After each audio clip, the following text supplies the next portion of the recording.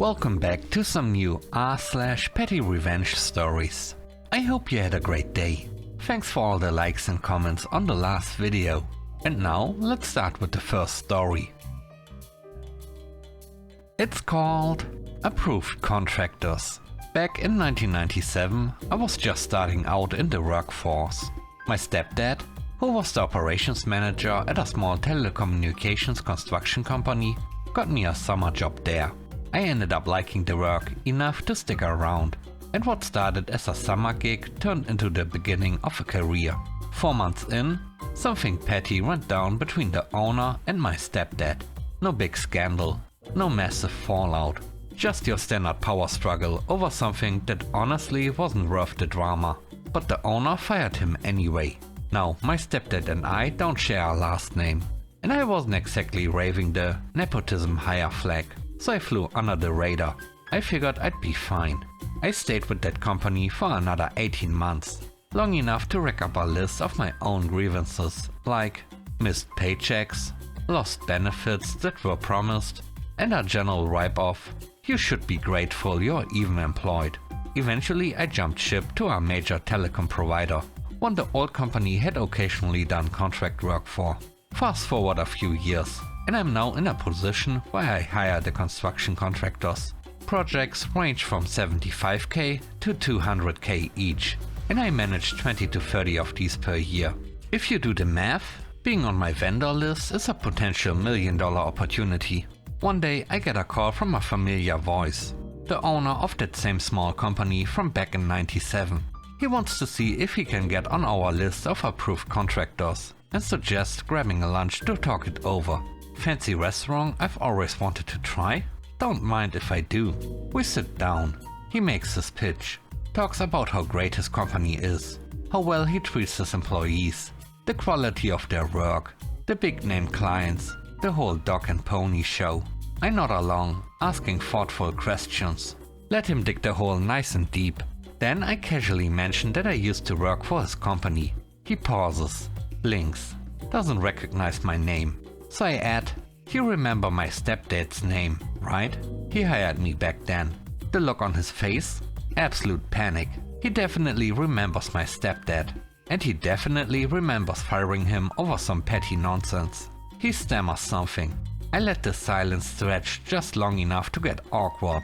Then I smile, thank him for the meal, and say, unfortunately my contractor list is already full of vendors I know and trust. But I'll keep you in mind if anything opens up. Never heard from him again. I still pass his company's name occasionally when reviewing bids. Still not on the list. Still not going to be.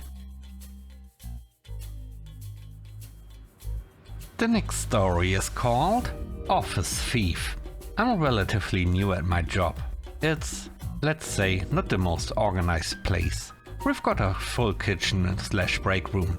Fridge, freezer, oven, the whole setup. No posted rules about fridge etiquette. Some stuff's clearly shareable, some's not. So to avoid any mix-ups, I just keep my lunch in a little floral lunch bag, and I only eat what I bring. I'm from New York and I now live in rural North Carolina.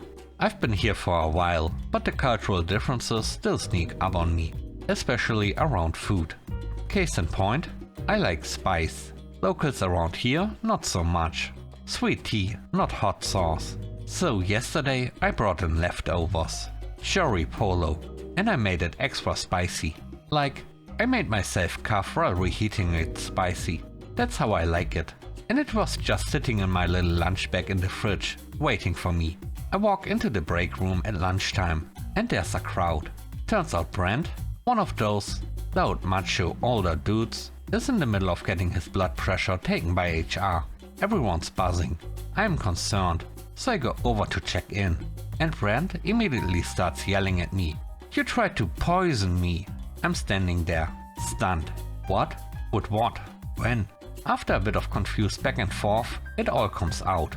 Brent stole someone's lunch from the fridge. He thought it was free game. It was my lunch. He took a bite and it was so spicy he started sweating and panicking. Now he's trying to say I intentionally poisoned him. I had to explain that no, I didn't spike it with pepper spray. I just enjoy spicy food. And I didn't expect anyone else to eat my lunch, because, you know, it's mine.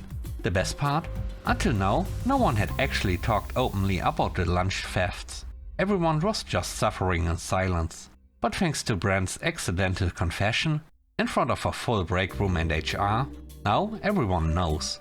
I, the least intimidating 5'0" woman on staff, accidentally wrecked him with lunch. Let's just say the mood shifted fast. What started as concern turned into barely contained laughter. And Brent? Let's just say he's no longer talking about how real men handle spies. I haven't seen anyone else's lunch go missing since. The third story is called Work Credit. We've got a coworker in our department who's infamous for pulling the same stunt every time there's a major project due. She swoops in last minute, polishes the final version with a couple bullet points or edits, then takes full credit when it's presented to leadership. Happened to me more than once. I'd spent weeks doing the research, the analysis, the design, the writing, the whole thing. She'd add 2 lines to the summary slide, CC the executives, and boom, she's the face of the project. So when the next big assignment rolled around, I decided to try a new approach. Let her. I told her I was running behind and could use some help wrapping it up. I sent her my unfinished draft and said, take whatever you need. She jumped on it, tweaked the wording, added her name, and proudly sent it off to be presented at the all-hands meeting. One small catch. The data I used was not great, not fake, just flawed enough to fall apart under actual scrutiny. Nothing catastrophic, but if you ask the right questions, the holes became pretty obvious. So there we are at the all hands, and she's confidently presenting her project to leadership. Then the department head asks one question. Can you walk me through how you accounted for this data variable in your trend projections? She freezes, rambles, flips through slides, starts sweating, tries to pivot, doesn't work. The department head pulls up the raw source data live on screen. The gaps are impossible to miss. She stammers out something about needing to double check the numbers and ends the meeting early, promising to circle back with a clearer version. That circle back was me. Later that week, I got a quiet request to rework the analysis and correct the report.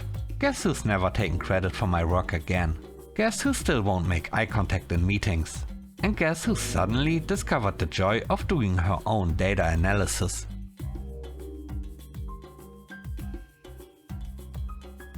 The last story is called A Good Word. About a decade ago, I went through a long, messy divorce. You know the kind, where the emotional aftermath is almost matched by the social fallout. Unsurprisingly, our mutual friend group split. Most of them had been his friends first, so it made sense that they gravitated toward his side. I didn't push anyone to choose, but slowly the invites stopped. Text dried up. Some even unfollowed me on socials. Fine. I mourned it, then moved on. A few of the wives stayed lightly in touch, but for the most part, that chapter was over. Until it wasn't. Shortly before the divorce was finalized, I agreed to go on an event my now ex invited me to. Kind of a last effort sort of deal. He even got me a VIP ticket and all that. While I was in the VIP lounge picking up my badge, I bumped into one of his longtime friends.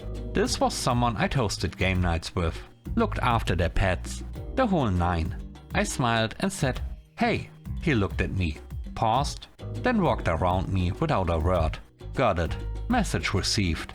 I made a mental note, moved forward with my life, and eventually remarried. Career-wise, I climbed up the ladder and landed at a firm I'm proud to work at. Fast forward 2 years. Out of nowhere, I get an email to my work inbox from the same guy. Opens with, "Hey, long time no talk. Hope you've been well." Then the real purpose. "I just applied for a role at your company. I put you down as a referral. Would love if you could put in a good word for me." I read it, then read it again. The audacity. This man ghosted me during a painful time. Treated me like a stranger when we crossed paths. And now I'm supposed to vouch for him on a professional level? I almost ignored it, but the longer I sat with it, the more it bugged me. Not only did he use my name without asking, he did it banking on me not saying anything. So I picked up the phone and called HR. Told them I had not referred this person and strongly preferred not to be associated with the application. Then I told one of the partners in the department he applied to, who had a good laugh at the nerve.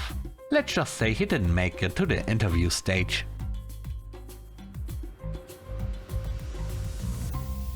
Thanks for watching the video to the end. I hope you enjoyed it. If you did, please don't forget to leave a like, comment and subscribe. And if you have time, watch another one of my videos. Also, if you want to support me further, check out the channel membership or Patreon. And now, I hope you have a great day. See you soon. Bye bye.